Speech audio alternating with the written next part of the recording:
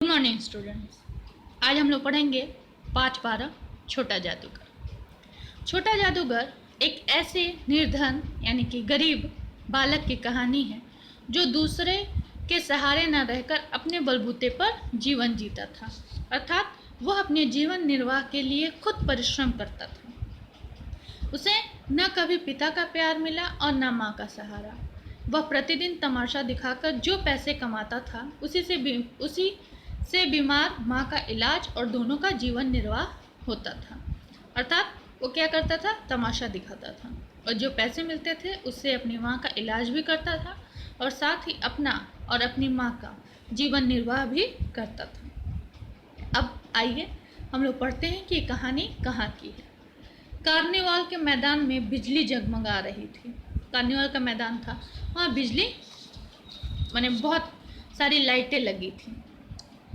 हंसी और विनोद का कलनाद गूंज रहा था, अर्थात चारों तरफ से हंसी की आवाज़, खुशी की आवाज़ आ रही थी। मैं खड़ा था उस छोटे फव्वारे के पास जहाँ एक छोटा लड़का चुपचाप शरबत पीने वाले को देख रहा था। उसके गले में फटे कुर्ते के ऊपर एक मोटी सी सूत की रस्सी पड़ी थी और जेब में ताश के कुछ पत्ते। यहाँ एक छोटे लड़के के बारे में बताया जा रहा है कि वो छोटा लड़का कैसा दिख रहा था, उसके पास क्या था। तो कैसा था, उसके गले में फटे कुर्ते के ऊपर एक मोटी सी सूत की रस्सी पड़ी थी, एक रस्सी था उसके गले में और जेब में ताश के पत्ते, जैसा कि आप लोगों को चित्र में दिख रहा होगा।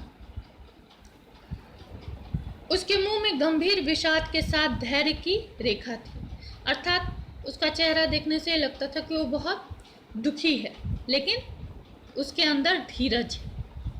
मैं उसकी ओर न जाने क्यों आकर्षित हुआ। मैं यानी कि यहाँ लेखक। मैंने उससे पूछा, क्यों जी, तुमने इसमें क्या देखा? उस छोटे बच्चे ने कहा, मैंने सब देखा। जहाँ चूड़ी फेंकते हैं, खिलौने पर निशान लगाते हैं, तीर से नंबर छेदते हैं। मुझे तो खिलौने पर निशान लगाना अच्छा मालूम हुआ। जादूगर तो बिल्कुल निकम्मा है। उससे अच्छा ताश का खेल तो मैं दिखा सकता हूँ।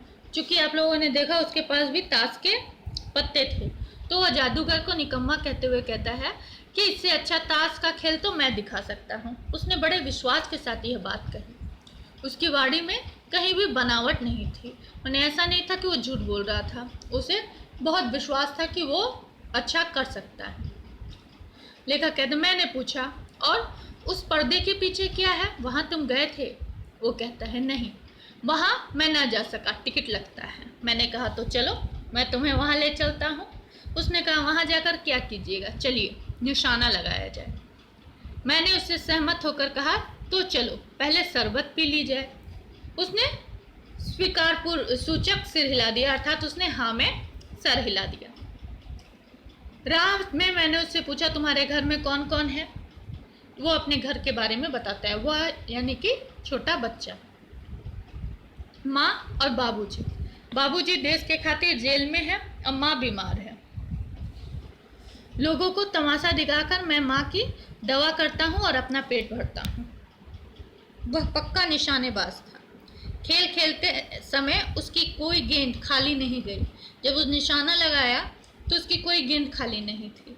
वहाँ जो भी देखने वाले थे सब दंग थे। उसने 12 खिलौने बटोर लिए थे। बाबूजी, आपको तमाशा दिखाऊंगा। इतना कहकर वह 9-11 हो गया, यानी कि वहाँ से चला गया। मैं घूमकर आया तो किसी ने अकस्मात हिडोले से पुकारा, बाबूजी। हिडोले यानी कि झूला। मैंने पूछा, कौन है? मैं हूँ, छोटा जादूगर। कौन है छोटा जादूगर? वही छोटा बच्चा जिससे अभी थोड़ी देर पहले हम लोगों ने जिसके बारे में पढ़ा, वही छोटा बच्चा अपने आप को छोटा जादूगर कहता है। हाथ में 4 खाने के खादी का झोला, साफ जांघिया और आधी बाहों का कुर्ता, सिर पर मैला रुमाल सूत की रस्सी से बंधा हुआ था। मस्तानी चाल में झूमता हुआ कहने लगा, बाबूजी कहिए तो खेल दिखाओ। तभी मेरी श्रीमती जी ने कहा, दिखाओ जी, भला कुछ तो मन बहले। उस दिन कार्निवाल के सब खिलौने उसके खेल में अपना अभिनय करने लगे। भालू जितने भी खिलौने उसने जीते थे वो सारे खिलौने रख करके वो अपना खेल दिखाने लगा। भालू मनाने लगा, बिल्ली रूठने लगी, चिड़िया का ब्याह हुआ, ताश से सब पत्ते लाल हुए, फिर सब काले हो गए। लट्टू अपने आप नाच रहे थे। श्रीमती जी ने धीरे से उसे 1 रुपया दिया तो वह उछल पड़ा, यानी कि खुश हुआ। मैंने कहा, लड़के? तो वो कहता है, छोटा जादूगर कहिए, यही मेरा नाम है, इसी से मेरी जीविका चलती है। वह नमस्कार करके चला गया। फिर एक दिन मैंने उसे एक झोपड़ी के पास कंधे पर कंबल डाले देखा। पूछने पर उसने उत्तर दिया, माँ को अस्पताल से निकाल दिया गया है। झोपड़ी में देखा तो एक स्त्री चिथड़ों में लदी हुई कांप रही थी। छोटे जादूगर ने कंबल ऊपर से डालकर उसके शरीर से लिपटते हुए कहा, माँ। मेरी आंखों से आंसू निकल पड़े। बड़े दिनों की छुट्टियां बीत चली थी, यानी कि खत्म हो रही थी। बड़े दिन यानी कि जो ठंड में हम लोग को छुट्टी मिलती है, वो दिसंबर महीने में। उस छोटे जादूगर को फिर से देखने की इच्छा हुई। 10 बज चुके थे। मैंने निर्मल धूप में सड़क के किनारे एक कपड़े पर छोटे जादूगर का रंगमंच देखा। तमाशा हुआ, परंतु जादूगर की वाड़ी में प्रसन्नता नहीं थी। मैंने उसकी पीठ थपथपाते हुए पूछा, आज खेल जमा नहीं? वह अविचल भाव से उत्तर दिया, माँ ने कहा था कि आज तुरंत चले आना। मेरी घड़ी समीप है, यानी कि मेरा अंत समय नजदीक आ चुका है, तो तुम जल्दी घर आना। मैंने क्रोध से कहा, तब भी तुम खेल दिखाने चले आए? उसने कहा, क्यों ना आता। मोटर पर बैठकर मैं तुरंत उसे उसकी झोपड़ी में ले गया। जब तक वह झोपड़ी के भीतर पहुंचा, माँ के मुंह से बस इतना ही निकल पाया, यानी वो बेटा भी नहीं कह पाई। उसके दुर्बल हाथ उठकर गिर गए। जादूगर उससे लिपटकर रोने लगा। उस उज्जवल धूप में पूरा संसार जैसे जादू सा मेरे चारों ओर नृत्य करने लगा।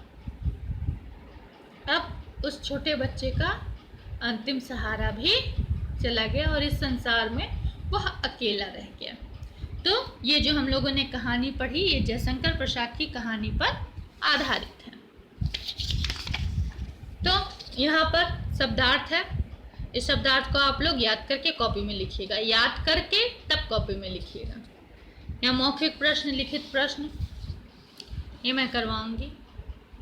दिए गए अनुच्छेदों को पढ़कर प्रश्नों के उत्तर दीजिए। ये आप लोग इस अनुच्छेद को पढ़िएगा और उसके बाद उसका उत्तर दीजिएगा। सही उत्तर चुनकर सही निशान लगाओ। ये आप लोग कहानी पढ़ करके इसको पे सही निशान लगाइएगा और कॉपी में इसको लिखिएगा। ठीक है, आज के लिए बस इतना ही। धन्यवाद।